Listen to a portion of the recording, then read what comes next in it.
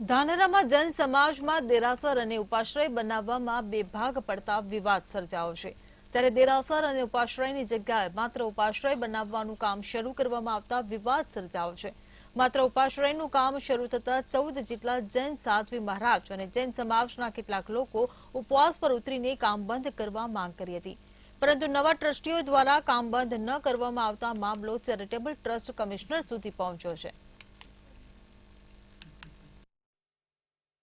છેલ્લા 10 વર્ષોથી એ લોકો કોઈ ટ્રસ્ટી મંડળ કોઈ પદ ઉપર નથી, પણ રોજ રોજ નવા નવા ફતવા નવા બહિષ્કાર બહાર પાડી અને સંઘની એકતા તોડવાની કોશિશ કરી રહ્યા છીએ।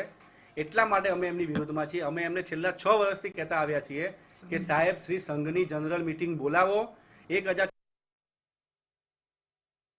નો પરિવાર છે, એમાંથી બહુમતીથી જે નિર્ણય થશે એ અમને બધાને માન્ય કરતા હશે। સંઘ એમ કહેશે કે અહીંયા જીનાલયને ઉપાશ્રય બને તો અમે એમાં પણ બંધાયેલા। સંઘ એમ કહેશે કે ટ્રસ્ટી મંડળ તમારું નહીં એમનું ચાલશે તો અમે એમાં પણ બંધાયેલા। પણ છેલ્લા 6 કે 7 વર્ષથી ખબર નહીં એમના પેટમાં શું છે પાપ કે એ ટ્રસ્ટની જનરલ મીટિંગ બોલાવતા છે જ નહીં।